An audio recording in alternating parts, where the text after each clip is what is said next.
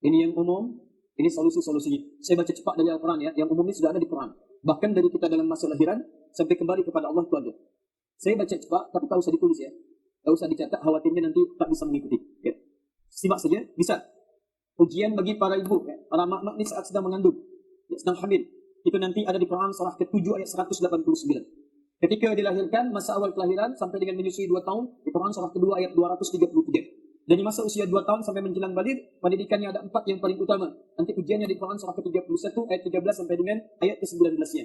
Dia semakin tinggi lagi, dia mulai mau mendapatkan pengetahuan yang formal, ada di Quran surah ke-9 ayat 122-nya. Bagaimana ilmunya bisa mendekatkan dia dengan Allah di Quran surah ke-58 ayat ke-11-nya. Dia mulai tinggi lagi belajarnya, dia mulai bergaul dengan banyak orang, mungkin dia bisa terpengaruh. Laki-laki bisa bertemu perempuan, bagaimana bisa menjaga takwanya. Quran surah 49 ayat ke-13-nya.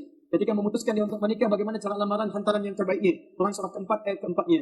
Terjadi pernikahan di Quran surah ke-30 ayat 21-nya. Membagi tugasnya dalam masa pernikahan di awal masa, Quran surah ke-4 ayat 34-nya. Tugas untuk laki-lakinya ada di Quran surah ke-4 ayat 19-nya. Tugas mencari nafkahnya di Quran surah ke-2 ayat 168-nya. Kalau dia ingin cepat mendapatkan rezeki dari pencarian nafkah di Quran surah ke-2 ayat 172-nya. Kalau ingin lebih cepat lagi ada amalan Quran surah ke-7 ayat 96-nya.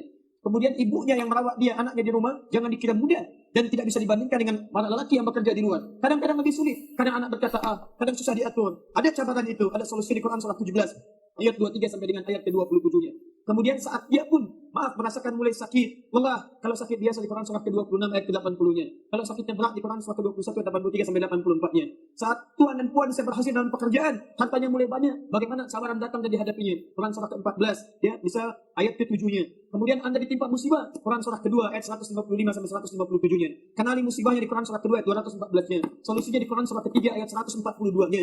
Sampai Anda usia 40 tahun, tuan 40 tahun, puan 40 tahun, tapi mama bapak masih ada. Bagaimana cara membalas jasanya? Sedangkan kita tidak mampu untuk membalasnya. Tapi ada amalan di Quran surah ke-46 ayat ke-15-nya. Sampai Anda di penghujung usia, sampai kembali ke masa pikirnya seperti yang masa bayinya. Quran surah ke-22 ayat yang ke-5-nya. Kemudian apakah Anda berpikir akan abadi hidup di masa ini, hidup di dunia?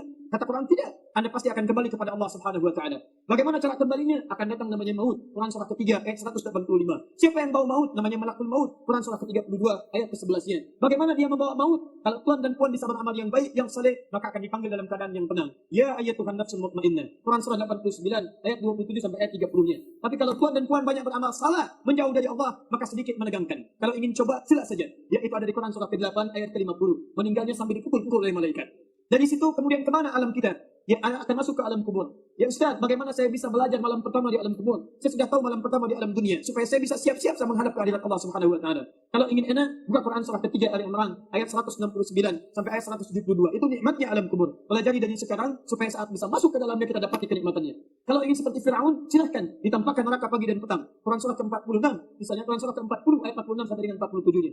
Lepas itu kemana kita? Akan terjadi kiamat. Bahkan satu surah ke-75 dari ayat pertama sampai akhirnya. Lepas itu kemana kita? Anda kalau beramal soleh bisa masuk surga. Ada yang tanpa hisab, Quran surah ke-25. Ada surga pertama bersama Rasulullah SAW, para nabi, orang soleh, syuhada, siddiqin, Quran surah ke-4 ayat 56. Ada tingkat kedua di taman surga, indah sekali bisa menatap Allah tanpa hisab, tanpa ada sekat, Quran surah 75 ayat 22 sampai 23. Surganya disebut dengan taman surga, Quran surah 51 ayat 15 sampai dengan 23-nya. Surga nomor 3-nya ada surga seluas langit dan bumi. Silakan tuan dan puan mau berlari dari awal sampai ujungnya. Masya Allah, itu di Quran surah ketiga, amalannya ayat 133 sampai 134-nya. Kalau tidak masuk ke situ, kemana masuknya? Kalau amalan Anda kurang, salahnya banyak, bisa masuk neraka. Ada yang masuk neraka tanpa hisab, ada.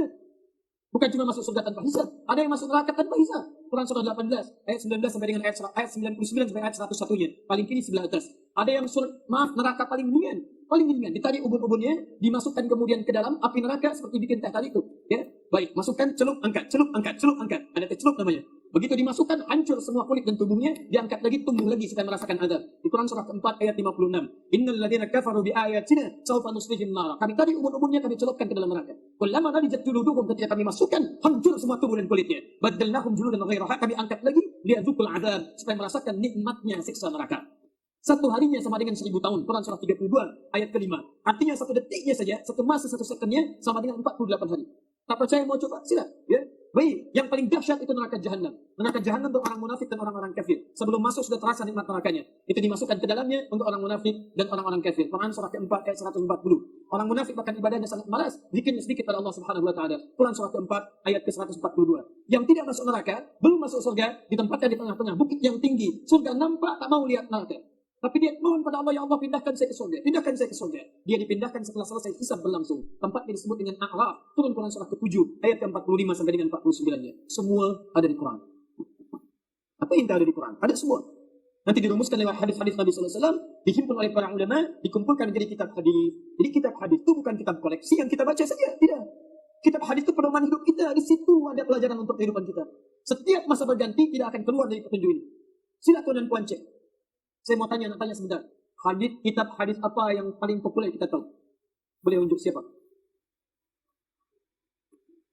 Riyadhus Shalihin Imam An-Nawawi 1896 hadis. Itu bukan kitab hadis tapi Mukhtaratul Ahadits. Kalau saya cakap kitab hadis itu sumber hadis. Kalau Riyadhus Shalihin itu pilihan, kitab-kitab hadis pilihan. Di Imam An-Nawawi sebelumnya mengarang namanya kitab At-Tibyan fi Adab Hamalatul Quran. Dicetak dengan 2 bagian, terbitan Darul Kutub Al-Islamiyah, itu warna merah marun, ada sekitar 194 halaman. Kedua Darul Nafais warnanya kuning, 195 halaman. Maka nanti diterjemahkan ke dalam bahasa yang Indonesia terbitan Darul Qawam 215 halaman. Setelah itu beliau menulis kemudian Al-Arba'in 42 hadis. Lepas itu menulis Riyadhus Shalihin 1896 hadis. Lepas itu menulis kitab Al-Majmu' dan Syarah Sahih Muslim dengan 9 kitabnya. Ya, siapa? Apa kitab hadis yang paling populer? Sahih Al-Bukhari. Tak ada kitab Sahih Al-Bukhari. Tak ada. Bukan Sahih Al-Bukhari. Ya, nama aslinya Al-Jami' As-Sahih Al-Musnad Al-Mukhtasar min umuri Rasulullah sallallahu alaihi wasallam wa sunanihi wa ayyamihi. Itu namanya. Ayo ulang. Supaya disingkat itu jadilah Sahih Al-Bukhari. Nama aslinya panjangnya bukan Sahih Al-Bukhari. Saya cakap nama panjangnya bukan saya ingin tunjukkan saya hafal, tidak. Saya ingin tunjukkan pada Anda, kalau Anda belajar kitab, jangan langsung pada isinya. Karena ulama itu ketika menuliskan judulnya memberi petunjuk apa isi kitabnya. Apa faedah yang kita dapatkan dari situ. Kenapa diberi nama Al-Jami'? Kata Al-Bukhari, kitab saya ini Jami'. Banyak informasi yang luas, berisi 97 bab pembahasannya. Setiap babnya ada banyak-banyak petunjuk. Misal, mohon maaf, As-Sahihul Musnad, semua isinya sahih, bersambung pada Rasulullah SAW. Al-Mukhtasar isinya ringkas, tidak bertele-tele. Min umuri Rasulullah SAW, 97 ini berisi kegiatan Rasulullah SAW. Wa sunanihi wa iyamihi, sunnahnya dan kesehariannya dalam 24 jam. Di sini ada kitab iman, 57 hadis. Ada kitab ilmu, ada kitab tijarah, buyu'. Ada semua. Jadi kalau Anda pengusaha ini, pebisnis, kumpul Anda semua pebisnis, keluarkan kitab buyu', kitab berbisnis petunjuk dari Nabi. Ayatnya ada, hadisnya ada, praktekkan itu. Maka Anda akan jadi pengusaha paling hebat di muka bumi. Buktinya sudah banyak. Sila cek. Ada kitabul ilmi, kitab pengetahuan. Anda yang sekolah-sekolah ini, belajar-belajar, keluarkan petunjuknya. Praktekkan. Maka Anda akan menjadi ilmuwan terhebat di masanya. Dan ini sudah layak uji. Sudah banyak dipraktekkan.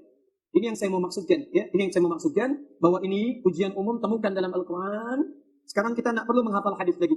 Maksudnya mencari-cari sampai kita dapatkan setiap tempat. Sekarang sudah ada di kitab.